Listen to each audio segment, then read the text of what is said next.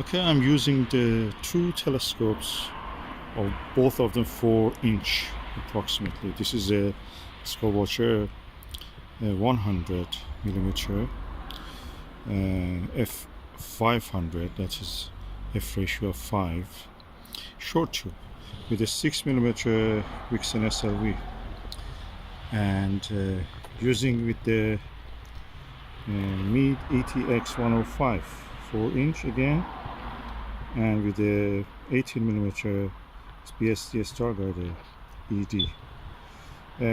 The comparison is according to this. I'm looking at the Jupiter with the short tube refractor.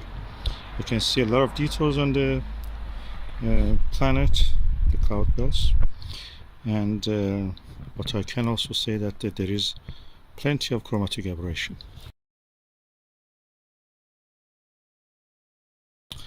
With the Meade ETX, I see less detail because it has not been cooled down, but I can say that the image is free of the chromatic aberration. I'm using the straight tube and using the adapter, which I've shown in a separate video.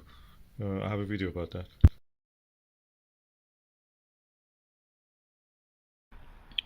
So far, refractor and this Maksutov are the best. This one has a focal ratio of 14 and a focal length of 1470.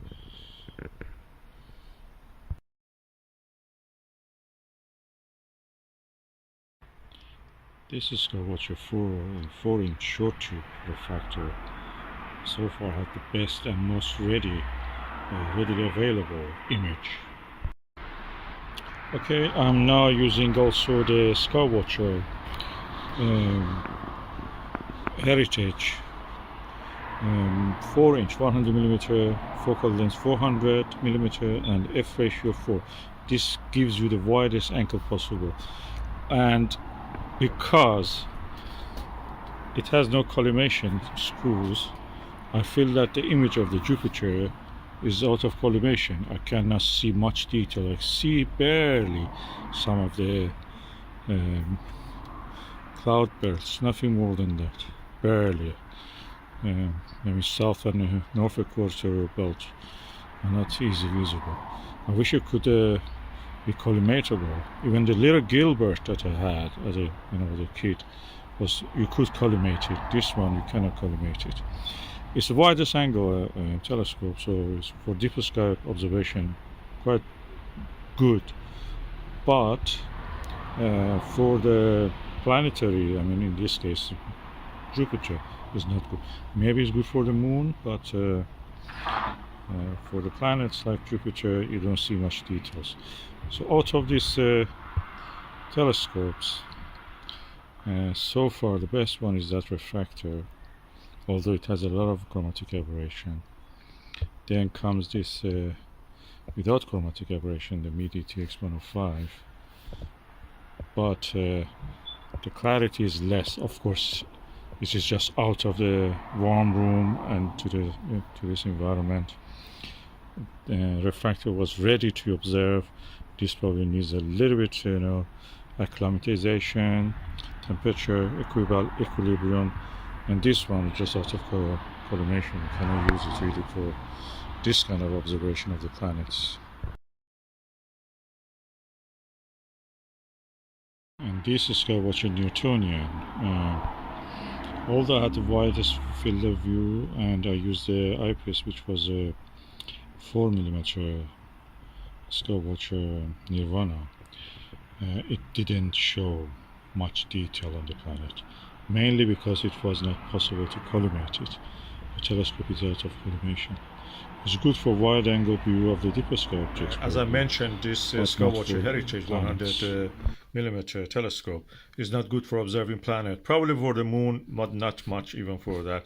But is excellent for wide-angle views, wide field of view of the deeper sky objects. I'm looking at the M42 Great Orion Nebula and the stunning image quality, and it's easy to even capture astrophoto with your mobile phone. I'm using just a Skywatcher 25mm Super MA eyepiece. This came with this telescope on its own.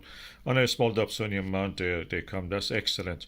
I'm using it in this Altair Sabre because it's easier for me. It rises at the height. And I will put the astrophoto I've taken of the Orion Nebula, and it's beautiful. The actual image when you see it is stunning. Okay, this is the astrophoto I took with this eyepiece and this telescope, and it's stunning. As you can see at the margin of it, we have some. The mirror is spherical, it's not paraboloid, so you can see some, chroma at the corners.